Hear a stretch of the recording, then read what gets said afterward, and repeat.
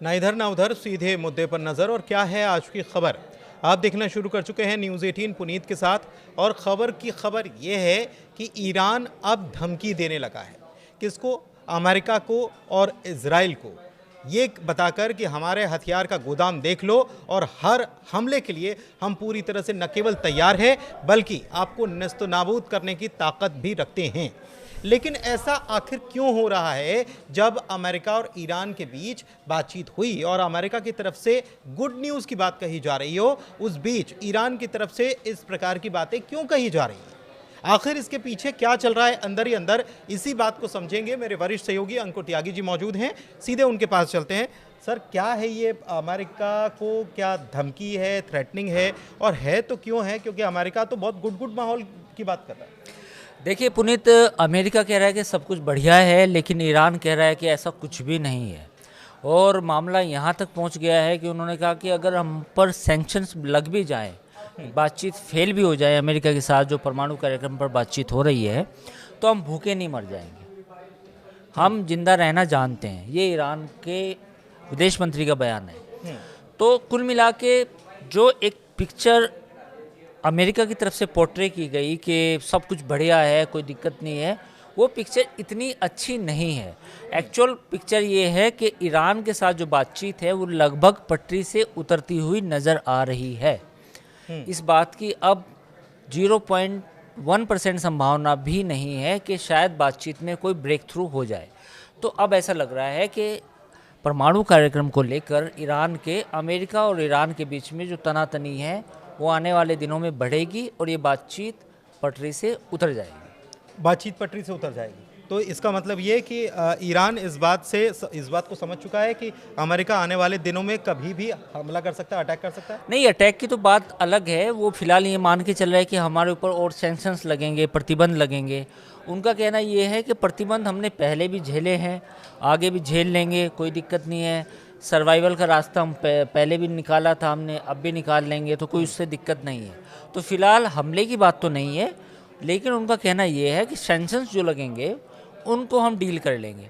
दूसरा पॉइंट क्या है कि अमेरिका चाहता क्या है? अमेरिका ये चाहता है कि जो यूरेनियम इनरिचमेंट है, यानी कि जो यूरेनियम का संवर्धन है, यूरेनियम जो बनाने की प्रक्रिया है, वो बिल्कुल जीरो हो जाए।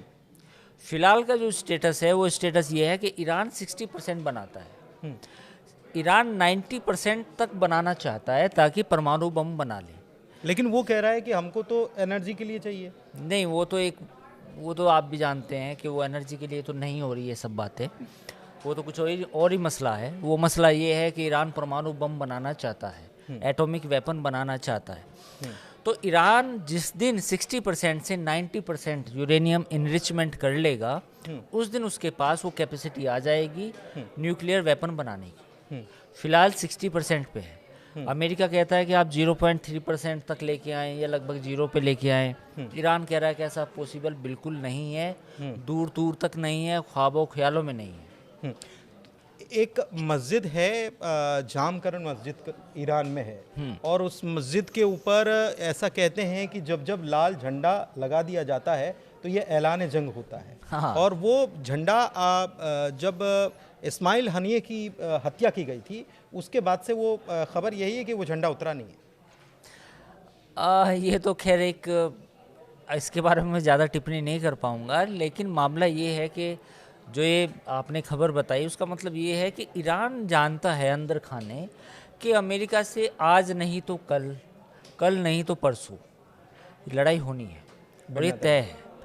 ये अब कोई संभावना ऐसी नहीं लग रही कि ईरान और अमेरिका और इजराइल के बीच में कोई लड़ाई नहीं होगी। ये आप हमारा वीडियो सेव करके रख लीजिए, इसको क्लिप में भी काट के रख लीजिए जो हम बात बोल रहे हैं, क्योंकि जो शर्तें हैं अमेरिका की तरफ से उसको ईरान मान ही नहीं सकता। ईरान का साफ इनकार है। फिर सवाल ये है कि नहीं मान रहा है ईरान, तो साफ कह भी रहा है ना कि हम नहीं मानने के लिए तैयार है, लेकिन फिर ये गुड क्यों कह रहा है? अमेरिका क्यों कह रहा है कि ये सब अच्छा है? अमेरिका तो रूस और यूक्रेन के बीच में जो कुछ चल रहा है उसमें भी गुड पिक्चर बता रहा है। वो अमेरिका की अपनी प्रॉब्लम है, इंटरनल पॉलिटिक्स है, इंटरनल पॉलिटिक्स ये है कि उन्हें ट्रंप को लार्जर देन लाइफ दिखाना है, ट्रंप एडमिनिस्ट्रेशन को दिखाना है कि हम पूरी दुनिया में जो चाहे वो कर सकते हैं, हम कहीं फेल ही नहीं होते। अब आप देखिए, एक हफ्ते पहले बात की रशिया के प्रेसिडेंट से, पुतिन से, डोनाल्ड ट्रंप ने, उसके बाद जो हमले हुए, जिस तरीके से हुए, जिस शदीद हमले जो बिल्कुल तहस नहस यूक्रेन हुआ, उसके बाद ट्रंप को भी कहना पड़ा क्रेजी। पुतिन के लिए उन्होंने क्रेजी शब्द का इस्तेमाल किया। तो ऐसा तो कुछ नहीं हो रहा ना रूस रुक रहा अमेरिका के कहने से, ना ईरान मान रहा, ना कोई और ना हूती मान रहे। एक चीज़ और है, ये आप जो कह रहे हैं, इस बीच ये भी है खबर कि इजराइल चाहता है कि वो अटैक कर दे ईरान के ऊपर, और उसको अमेरिका का सपोर्ट मिले या ना मिले, जिसकी आप और हम पिछले दिनों बात कर रहे थे, लेकिन क्या ऐसा पॉसिबल हो पाएगा? ये कॉन्स्पिरेसी थ्योरी है, लेकिन ये सच भी हो सकती है।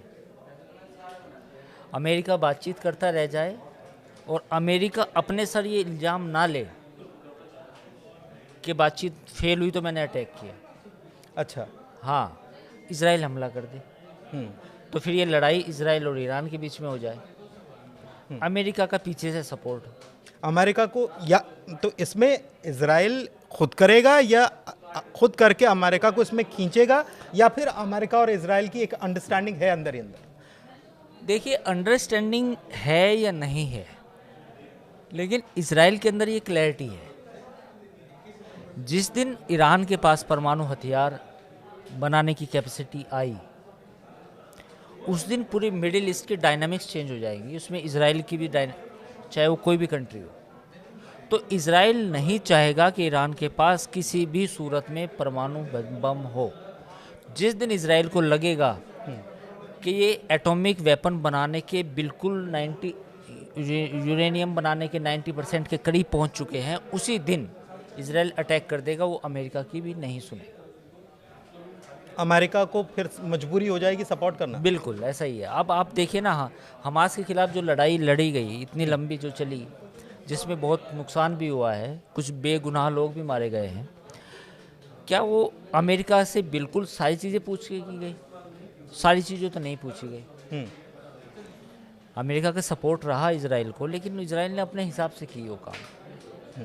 नहीं, लेकिन एक चीज़ है कि अमेरिका पहली बार हुआ जब हमास को प्रपोजल अमेरिका ने दिया शांति का या सीज़ फायर का।